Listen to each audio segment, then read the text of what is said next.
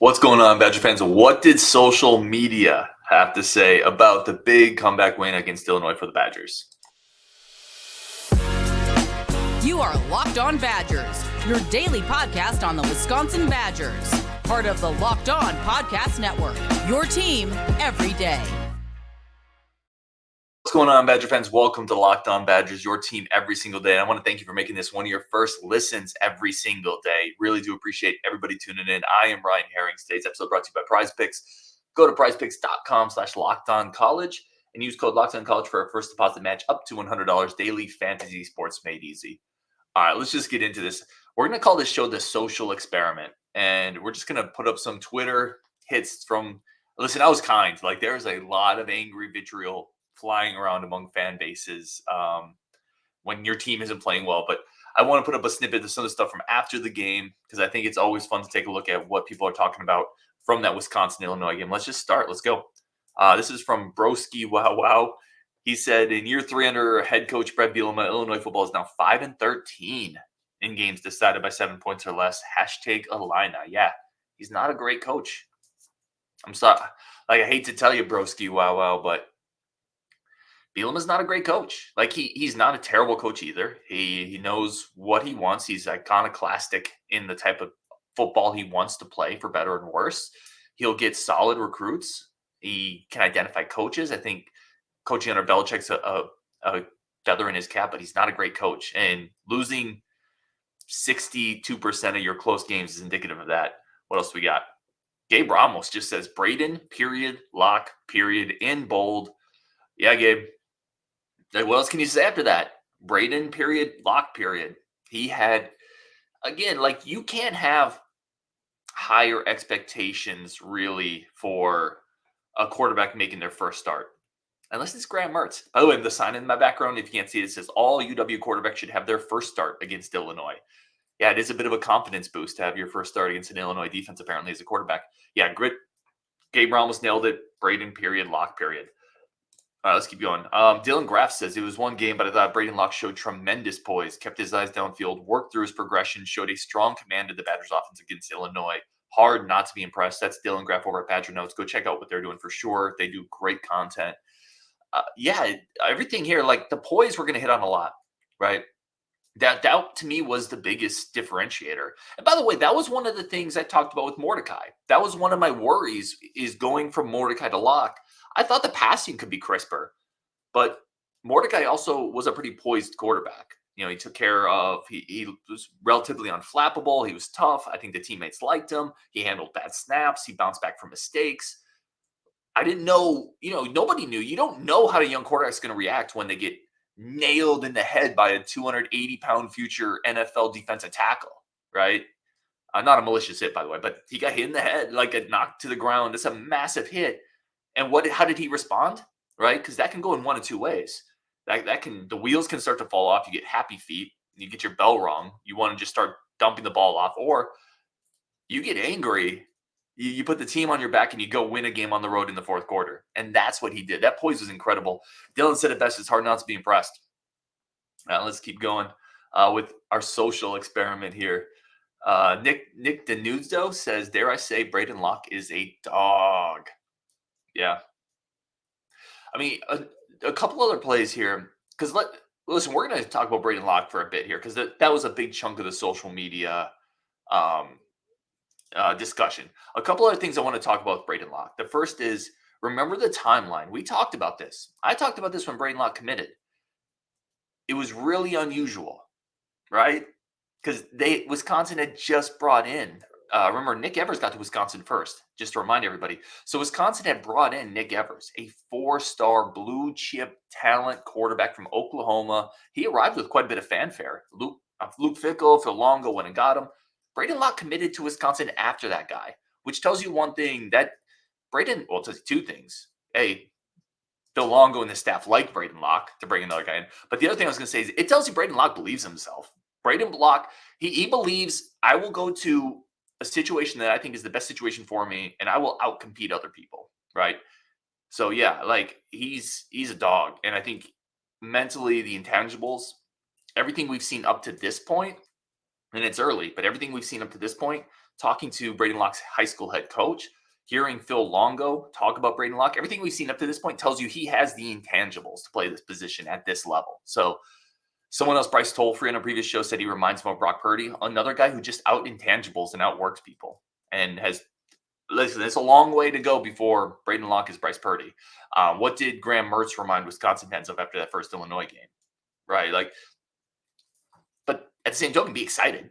You don't have to overreact, but react.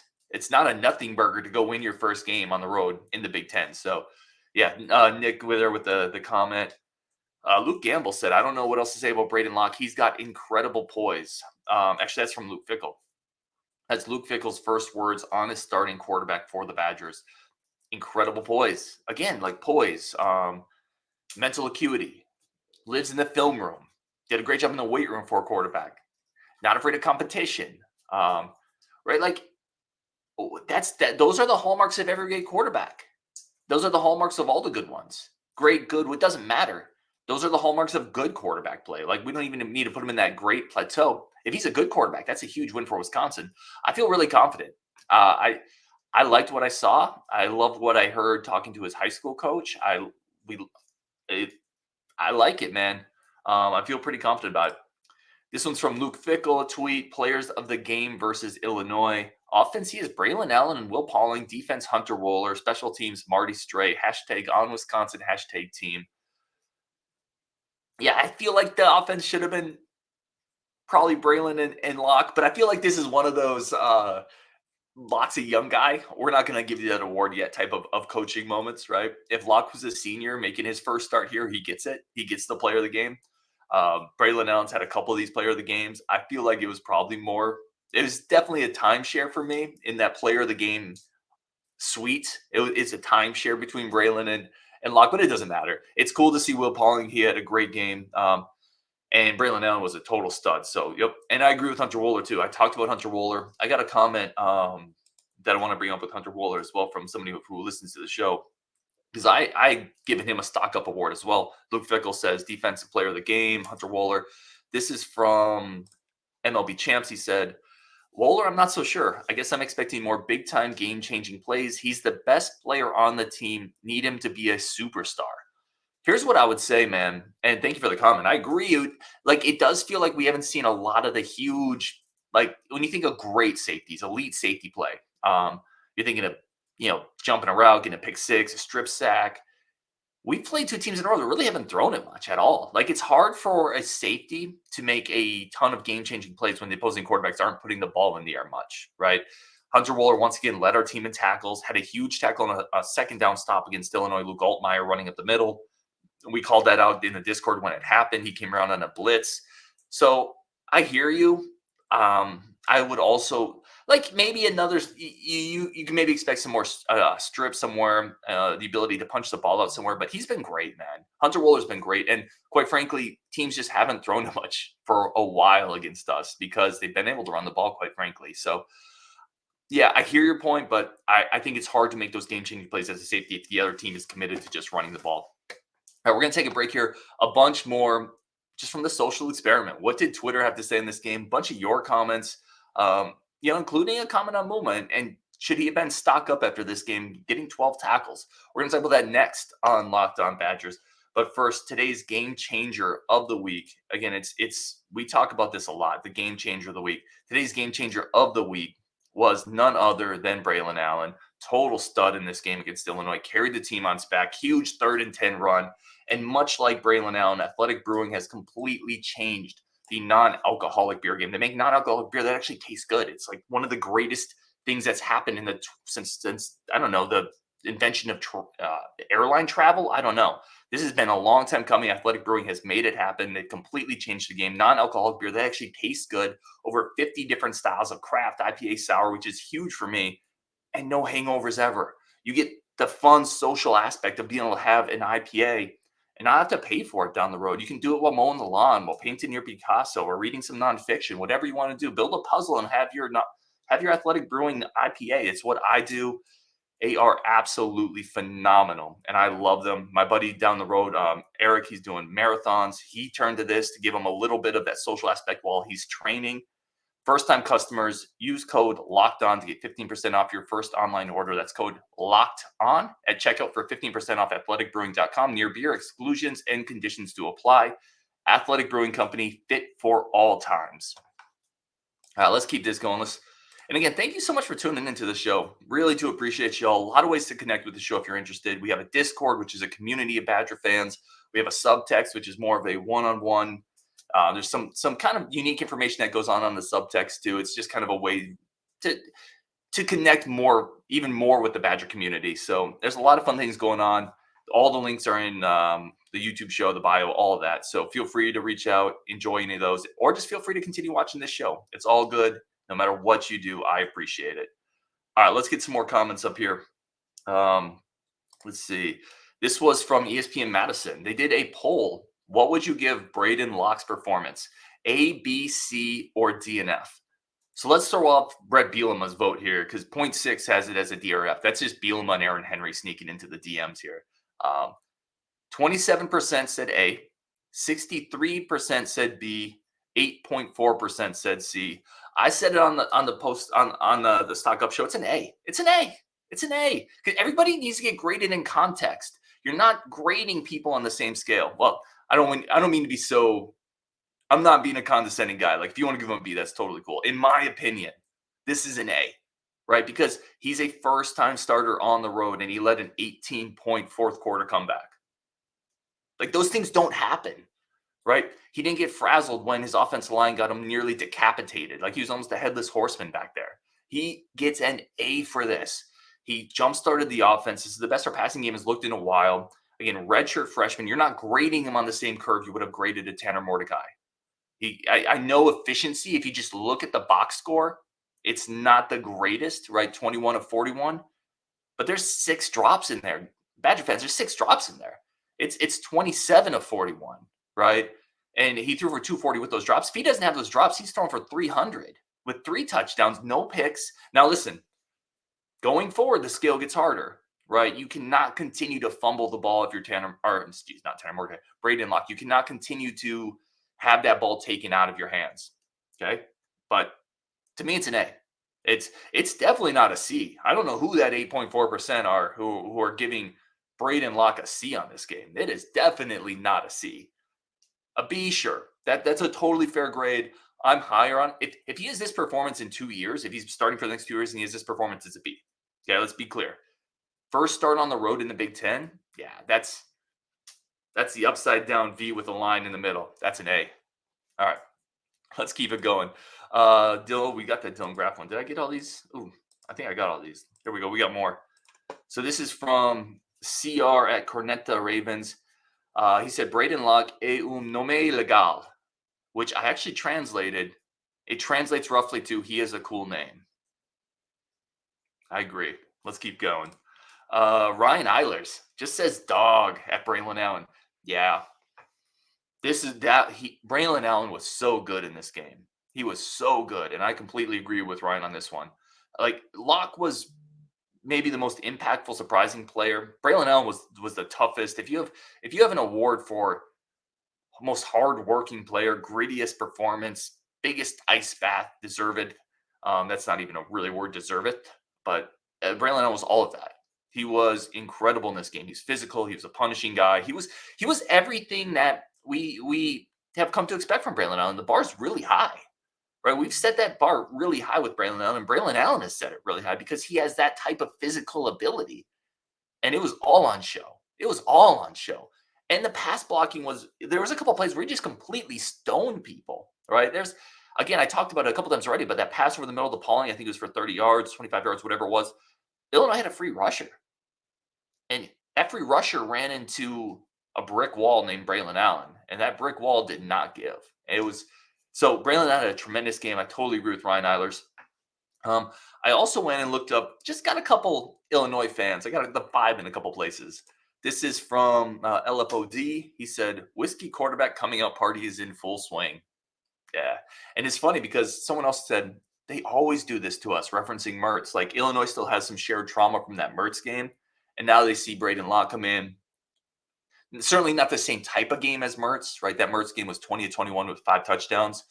but this was a more impressive performance in certain ways, right? Not statistically, but from a gritty standpoint. So LFOD is hearkening in the era of a new Badgers quarterback potentially.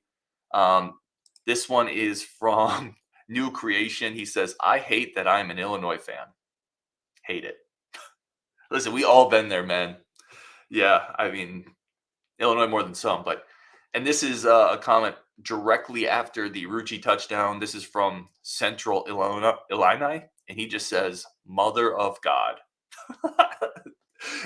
Listen, it's funny because we've all been there, right? Being a fan, I've often said this. Being a fan is more painful than happy, right? If you're just not in the all-encompassing aspect of the camaraderie you form with other fans and the communication and all the joys that come with like the off season and the recruiting and the wins, but just in terms of wins and losses, I have far more heartbreaking losses than heartwarming wins in my fandom, right? I think every fan does, because at the end of the year, only one team wins every sport. So yeah, Central Illinois. I mean, I get you guys. We've all been there. Let's get some of your comments into the show as well. Casey James says, you should say let's go more. I know, man. Casey, it's a go-to phrase for me. My kid says it all the time, and you just pick up the vernacular of the people that you're around. And my kid is always like, let's go. So now it's like in my head. I will work to diversify, and I'll work to diversify that. But yeah, I concur. I say let's go more than I probably should. Badger Blaze says penalties are because players aren't comfortable in the new system and they are thinking too much pre-snap. I think there's definitely validity there. I think they're thinking a little too much. I think there's definitely validity there. We underestimate the learning curve this year. We've said that a lot at this point. So I definitely think there's validity there. They need to get better. Like at some point, you can't have that excuse the entire year. And again, this game, especially starting it, there were too many penalties. So yeah, I think there's validity there, but at some point that excuse wears thin. Cade M says, I'll be in Madison next weekend. Hope to see you guys at some point. Let's go. So I just said it again. Doggone it, Casey. Yep. Let me put that comment back up. Casey, you should say let's go more. I know. I should have instead of a swear jar, it's going to be a let's go jar. So Cade M says, hope to see you there. So we will be coming to Madison. It's me, Rajiv, Justin. We have different timelines, but I am very hopeful that we're going to get a get-together. Get just the Locked On Badgers fam together. Everybody watches the show. Everybody enjoys it. Everybody contributes. I would love to say thank you to the community. Give some stuff away. Shake hands. Drink a beer. Share, break some bread with people. I can't wait. I know we already got invited to a couple tailgates, which is incredible. We're hoping to hit all of those. I am looking for a place to record a show potentially. So if anyone has any ideas, let me know. If not, I'll figure it out. I'll figure it out. Don't worry. This is from Bouncer Tips. He said, Ryan, DK on punt returns ? Because remember, I was a little critical of DK in this game. He said, remember, there were 22 to 25 mile an hour winds. I'm sure the ball's moving all over the place. I'm just happy he had no muffed punts. I think it's a really fair point. I was probably too hard on DK. I can own my bad takes. The one thing I will say, the punt, I want to say was in the second half, third or fourth quarter, where DK was playing a little up. He was probably at the 40. Illinois is punting from their own end zone, not end zone, but punting from pretty deep in their side of the field.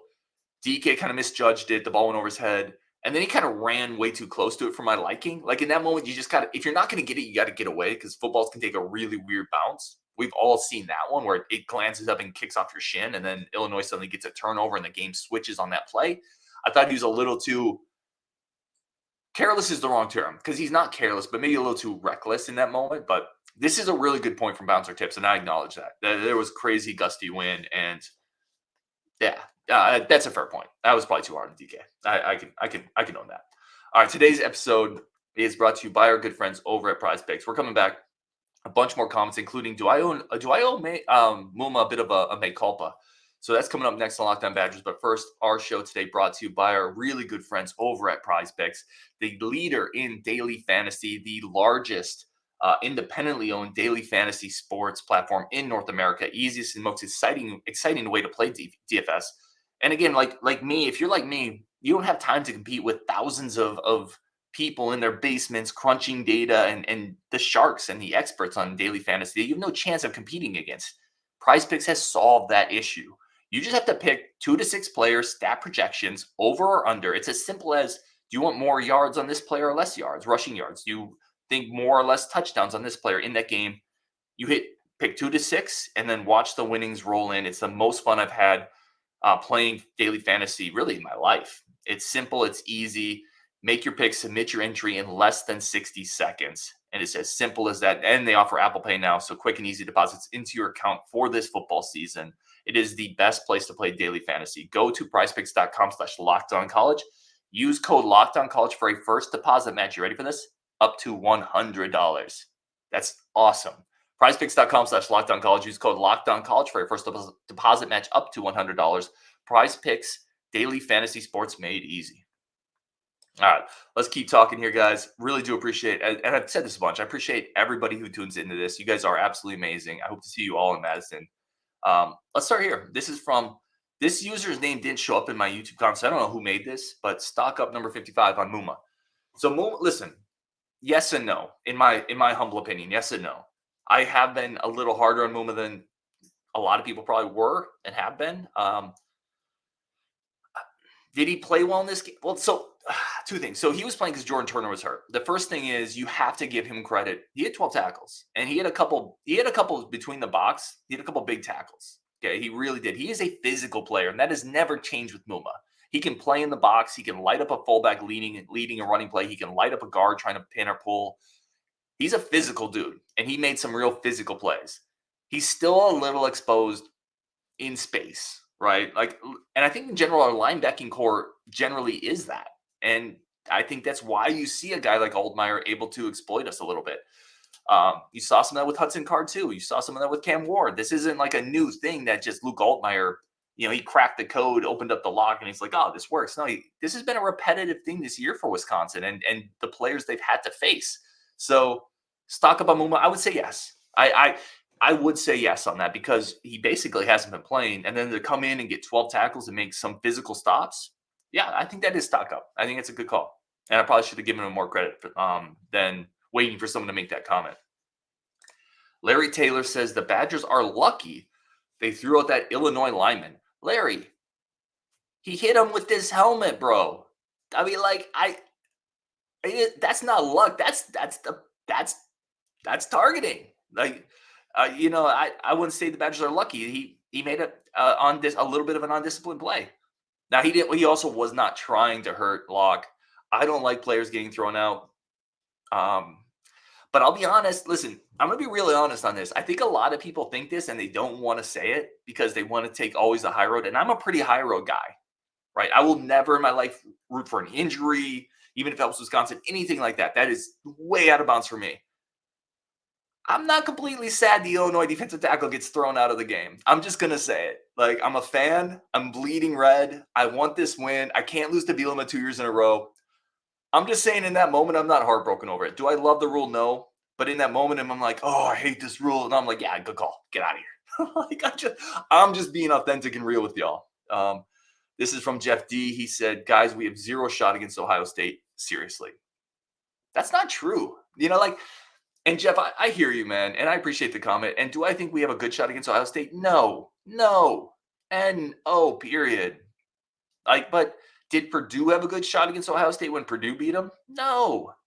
I mean, upsets happen in sports, man. Upsets happen at sports when a team has to go play in someone else's house at night. Is it likely? No. I'm not sitting here and trying to tell people to bet on Wisconsin. The line is Wisconsin plus 14. That's a huge line. Ohio State's better than us. They've been better across the board. They've been more battle tested. They just beat Penn State. By the way, beating Penn State, it can be a bit of a letdown coming to a different team the next week. But it's not that we don't have any shot. Wisconsin will have to play almost perfectly. Ohio State will have to make some mistakes. But those things happen in sports, guys. Like, that's why we like sports. That's why we go to the games. Like, if the favorites always won, what would the point be? It'd be like, it's not scripted. Things can happen. I don't know. I'm going to be there. And I'll probably have money on Wisconsin because that's who I am. So we'll see. This is from Slim Lewis. Locke is the most talented player on the. But no, sorry. I want to finish that thought. It's very unlikely Wisconsin wins next weekend. But don't sell Wisconsin short and saying there's no chance. This isn't the Citadel against Ohio State. Locke is the most talented player on the roster and a future NFL quarterback if he stays healthy. We need to upgrade the receiver group and the offensive line. That's from Slim Lewis. Slim is bringing the fire on Braedyn Locke. I like it. Most talented player on the roster, probably, I don't know. He plays the most important position. Future NFL quarterback if he stays healthy. I don't know. Listen, the NFL likes bigger quarterbacks or faster quarterbacks. That's their prototype. All right, when they're going to the car lot of quarterbacks, they're picking out the model that's either really big, the big truck, or they're picking out the sports car. Locke is really neither of those, right? He is a processor. Maybe he's upgraded Scott Tolzien. Maybe that's kind of who he is, which is a really good college quarterback. I don't know if that's an NFL quarterback. Maybe. I don't know. I'm not sure. I think it's too early to say either way. I love what he did against Illinois. We need to upgrade the receiver group and offensive line group. Agreed. Period. Yes, 100%. 100% on both counts. We both need talent infusions. Let's go downstream. Locke is pretty good. He wants to go. The second part of this is, my only thing is, why not give Acker some more carries with fresh legs? I agree. I think it's been weird Jackson hasn't had a bigger role the last 2 games. Now, against Illinois, Braylon was rolling. It still feels like a running back in BA that you have to find a way, even when he's doing really well, to get the backup some reps so you don't wear Braylon Allen out. Maybe I'm wrong on that. Maybe, and I probably am with Illinois, to be honest. I thought in the Iowa game for sure you could have gone to Acker a little bit more, but maybe, yeah, the way Braylon Allen played against Illinois, the way he was lathered up, that was kind of a statement game. I don't think I'd take him out of that one either. But in general, I agree with you downstream. Jackson needs to get more touches because otherwise you are going to run through Braylon. Let's see. This is from Seth Sween. It was a great win. B-Lock is the man. Overall, it wasn't a good first half, and the third quarter wasn't great either. Yeah, that's all true. We talked about this, and people said, why are you being so negative when you just won? Like, there's bad things in wins, and there's good things in losses, right? Don't let an incredible fourth quarter overshadow the fact that you played 2.5 bad quarters and kind of an iffy third, right? Like, it's not good enough. And if you play that way against Ohio State's going to destroy us. You cannot, obviously, thank you, Captain Obvious, but you can't start off that slow against Ohio State. So I agree with you, Seth Sween. It has to be quicker. I think that's all the comments I had. I do appreciate, let's end here. We got one more. This is from MB Anderson. Mr. Anderson. Best response I've seen from a Badgers football team for forever. Yeah. They responded. They didn't fold. They fought. They finished. 100% agree. Absolutely love the response from the Wisconsin team in that Illinois game. And that's our show. Coming up this week, we got a bunch more stuff. We got recruiting talk with Brian. We got Coach's Corner with Ryan Anderson. I'm going to be in Madison. There might be some fun shows from that area. Again, hit me up if you have any ideas of a place to record at. I think I'm going to have Chrissy Birdsall on again. We'll do another show with Justin Rajiv, I'm sure. I cannot wait, guys. A lot of content coming up this week on Wisconsin. Thank you so much for tuning in.